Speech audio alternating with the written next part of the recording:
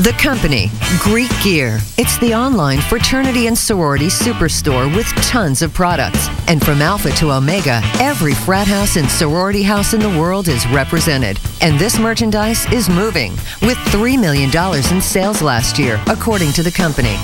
Joe Tantillo, you're what this show is all about. You're a guy who was so down, man. It could have been all over. There was a $1 million moment for you. Take me when the bottom was falling out of your life, man. When your biggest client, you showed up and, well, you pick up the story. Sure. Actually, we were living in Florida. My wife and I had a great job making, six figures. Life was great, but I just always wanted to have my own business. So we packed up. We moved to the middle of nowhere, the Midwest. I want to stop that way. Sure. You're making six figures. Yes, sir. But you didn't like what you're doing. You were in a family business. You were selling. I was selling commercial printing, and I loved it. It was great. I was with my family, but I always wanted to do my own thing. I mean, ever since I was a little kid, I had lists about this business, that business, whatever it could be. And I was just really itching to do my own thing again. So you said, screw it, I'm going to pack it up the family. Why'd you go to the Midwest? My wife's family actually has a 7-generation farm. So she went to work for her family's business, and I went to open my own business. And what was the business you opened? Well, my thoughts were I'd open a screen printing business. T-shirts, promotional products, that whole thing. I bought the equipment. I was all set, ready to go. I hated it. It was messy. I wasn't good at it. I put it in the garage and left it there. So what I did is I fell back on what I knew, which was selling commercial printing. I opened my own business and used my family as basically the company and print it. And basically lent you how much money? Actually, they lent me no money to start the business, but my biggest client that I picked up, things were great. We were making tons of money. I was sending lots of printing to my family. And all of a sudden, my brother calls me, and he says, hey, we're trying to deliver this job today, but we can't get in. The police have surrounded this guy's building. And I'm freaking out. He owes me $51,000 at this time, and my family printed this job and they can't deliver it. So I don't know what to do. I tried calling him, he doesn't return my calls. 2 days later, I'm watching Dateline, and he's on Dateline. And what happened? He was a client you were selling it to, and why was he on Dateline? Because he was basically doing illegal telemarketing practices. So you were selling printing to a legal telemarketer. They hauled him off to jail or whatever happened. Yes. So obviously, how much money was he into you for? $51,000. But with that, I owed my family $30,000. So now you're 80 grand in the hole. Yes, sir. And you come home and your wife has some interesting news for you. She does. My wife thinks she's pregnant with our first child. So I'm excited, but I'm also a little overwhelmed, as you can imagine. 80 grand in the hole. Business is going nowhere. You go to the hospital the next day. We go to the doctor's office to find out if we're pregnant. We're sitting in the waiting room and time out. Here comes the guys for a bit home. There is a $1 million moment out there. You just got to look for it. So you're sitting in the waiting room. Just everything's going through my head. The phone call to my client where he basically tells me, screw you, I don't care about you or your family. I'm worried about myself. That's going through my head. And I'm holding back the tears. I'm an emotional guy, but I'm not a crier. And I was very upset, and I didn't know what to tell my wife. But here we are in the waiting room. And I look over to my left, and there's a magazine that says, start selling online today. And everything started going back. It reminded me of my lists, and I had on my list GreekGear, selling Greek merchandise. This is a list I have. This is very interesting. If anybody makes lists at home, this is a list of different ideas you've had over the years: programmable radio, T-shirt express, 24 shirts, 100, all these different. But there was one idea you had was Greekwear. And what was that idea? When I was in college, I was in a fraternity, and it was about 20 years ago, which is crazy. But it was so hard to get merchandise. You had to send away 6 weeks. You had a terrible brochure. You didn't know what it was going to look like. So that was in my head. Maybe mail order. I'd do a catalog and send it out. But now, sitting to my left is this magazine that says, I don't have to worry about mail order. I don't have to worry about a catalog. I can start selling online. So that night, I went home.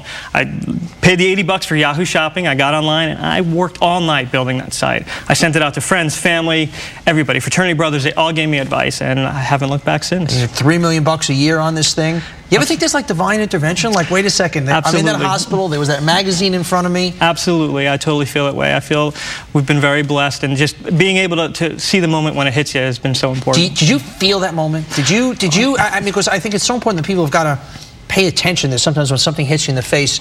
Did you hear the angels sing? Did you? I mean, seriously, was there something that visceral? Because I always tell people pay attention to your gut.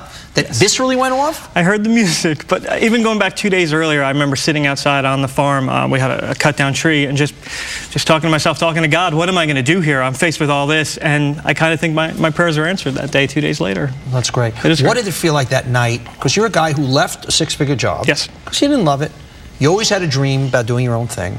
You started your own thing. It was going kaboom. I mean, to complete disaster.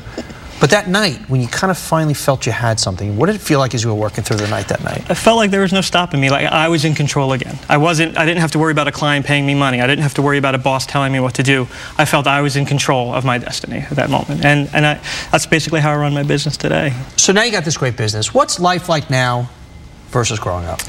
Well, life now is great. We live in a golf course community, great cars, family, my wife Jill and I have 4 great kids, great friends, great family, great coworkers.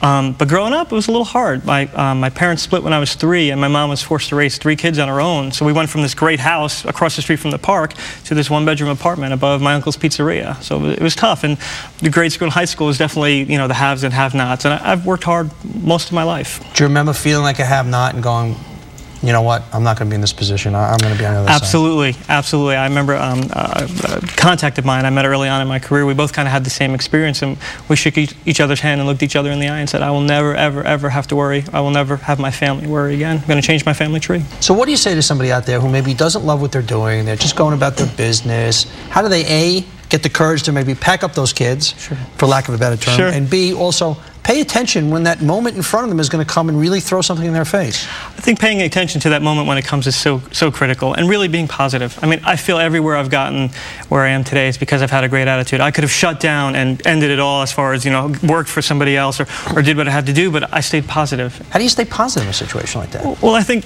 first of all, people want to be around a positive person, and when you surround yourself with positive people and a good support system, I mean, it just helps, and there was no other way to go. I had to take care of my wife. I had to take care of my kids, so my future kids. So, I mean, I had to stay that way. Now, for an idea like this, Greek way, where you'd say, you know what, wait, somebody's got to be doing this online, buying everything Greek online. I got a, what is this, a Sammy paddle? Yes, sir. I love it. Sigma Alpha Epsilon, yes. Okay, paddle for, I guess, hazing and whatnot. Not that we think hazing. No hazing. Absolutely no hazing. not. This is just something you hang on your wall. Yes, sir. But weren't people telling you, oh, somebody's got to be doing that out there already? Absolutely, but what I found over the years is when you really love it and you really work hard at it, and I love creating products and product development, we're the best. Joseph Tantillo, a man who had his $1 million moment and seized it, founder of GreekGear. More big idea, straight ahead.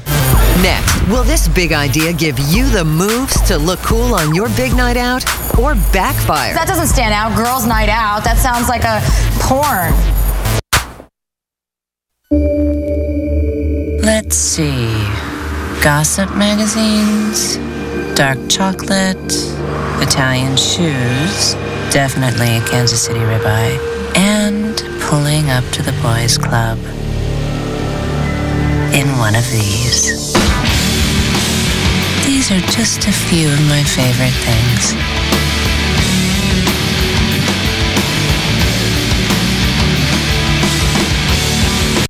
Oil, energy, the environment. It is the story of our time, and it leaves no one untouched. Because this is about you and me, and the other 6.5 billion people on this planet who need energy. So for today, the world needs oil. But what is also true is that we can provide it more intelligently, more efficiently, more respectfully, that we can practice and espouse conservation. Yes, we are an oil company, but right now we're also providing natural gas, solar, geothermal, because we live on this planet too.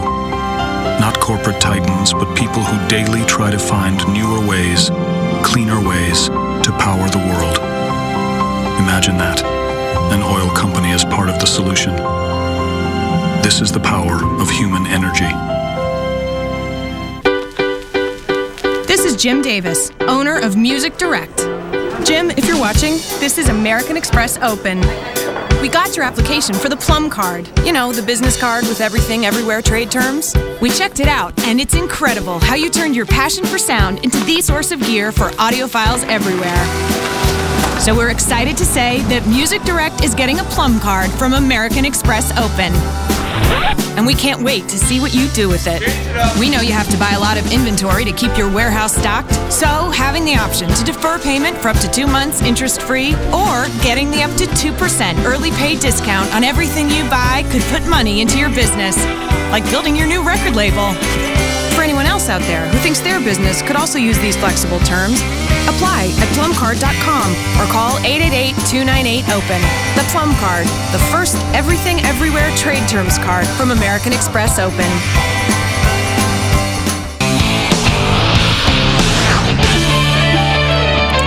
It's time for 1 Minute to Millions, when we put a new company on the road to millions. This